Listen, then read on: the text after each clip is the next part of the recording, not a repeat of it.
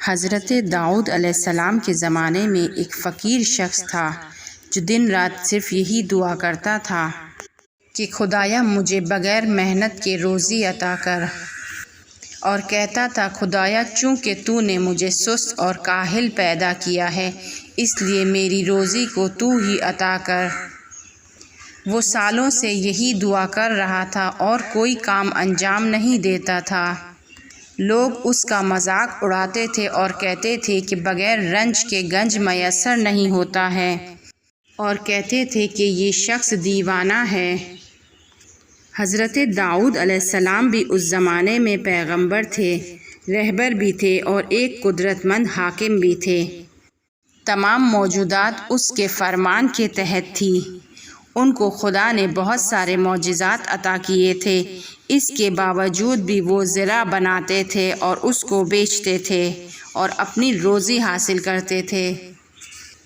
لیکن وہ شخص مسلسل دعا کر رہا تھا کہ خدایا مجھے بغیر محنت کے روزی عطا کر۔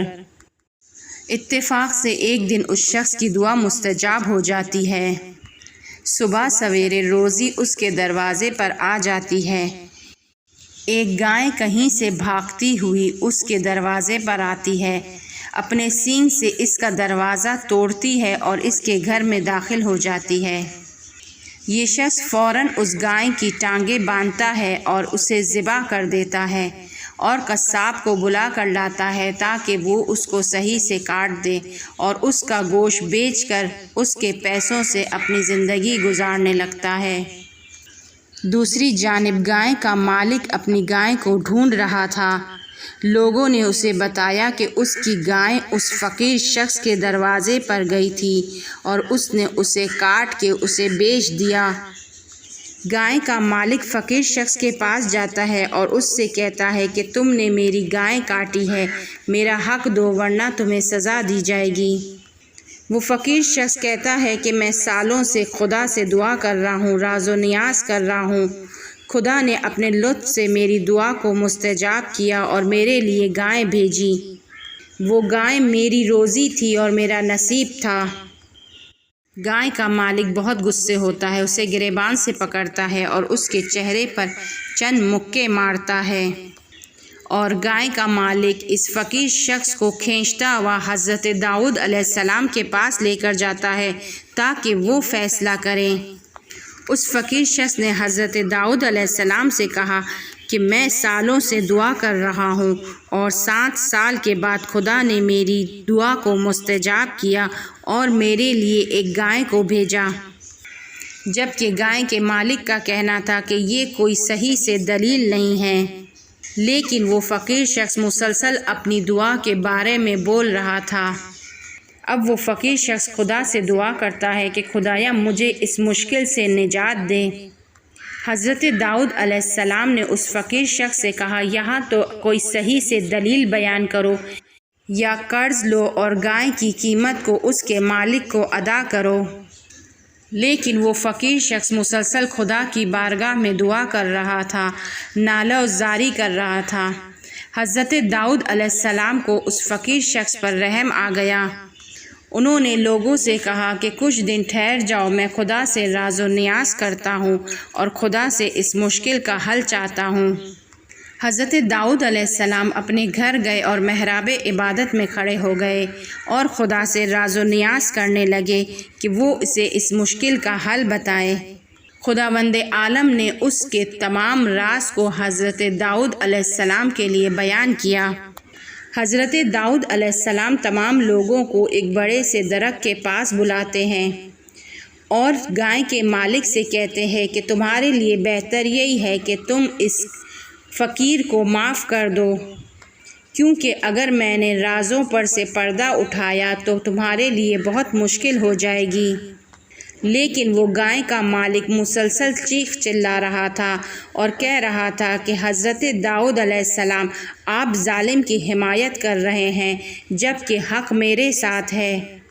حضرت داؤد علیہ السلام اس گائے کے مالک کو ایک کونے میں لے کر گئے اور اس سے کہا کہ دیکھو بہتر یہ ہے کہ تم چپ ہو جاؤ اور معاف کر دو، کیونکہ میں اگر راز پر سے پردہ اٹھاؤں گا تو تمہارے لیے سخت ہو جائے گا۔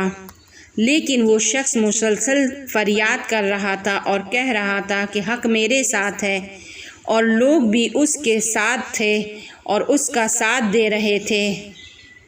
اب حضرت داؤد علیہ السلام نے لوگوں سے مخاطب ہو کر کہا کہ اس گائے کے مالک کے والد اس فقیر شخص کے والد کے غلام تھے۔ ایک دن وہ غلام اپنے مالک کو قتل کر دیتا ہے اور اس کی تمام مال و دولت پر قبضہ کر لیتا ہے، اور اس زمانے میں یہ فقیر شخص ایک چھوٹا سا بچہ تھا اور اسے کسی بھی معاملات کی کوئی خبر نہیں، اور اس قاتل شخص نے اس مقتول خاندان کی کوئی مدد نہیں کی، اور اب ایک گائے کے لیے اس قدر چلا رہا ہے۔ در حقیقت تمہاری تمام مال و دولت اس فقیر شخص کی ہے۔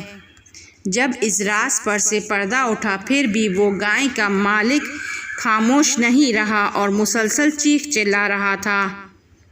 حضرت داؤد علیہ السلام نے دستور دیا کہ گائے کے مالک کو باندھ دیا جائے اور اسے پھانسی دی جائے، اور ابھی میں اس مجرم کے جرم کو ثابت کروں گا۔ اور گائے کے مالک سے کہا کہ تمہاری تمام مال و دولت حتیٰ کہ تمہاری بیوی اور بچے بھی اس مقتول کے وارث ہیں، اور اسی مقام پر اس کے والد نے تمہارے والد کی منتیں کی لیکن اس نے اسے امان نہیں دی، اسے قتل کر کے اس کے سر کو اسی درخت کے نیچے دفن کیا ہے، اور حکم دیتے ہیں کہ زمین کی کھدائی کی جائے اور وہاں سے سر کو باہر نکالا جائے۔ لوگوں نے زمین کھودی اور وہاں سے کٹا ہوا سر چاقو کے ہمراہ باہر نکالا۔ لوگوں کی حضرت داؤد علیہ السلام کی جانب بدگمانی ختم ہو گئی، اور لوگوں نے حضرت داؤد علیہ السلام سے عذر خواہی کی۔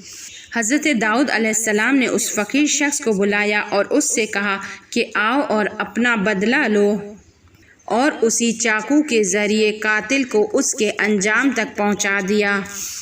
خداوند عالم قرآن کریم میں فرماتا ہے، ہر مصیبت جو تمہاری طرف آتی ہے تمہارے خود کے کاموں کا نتیجہ ہے۔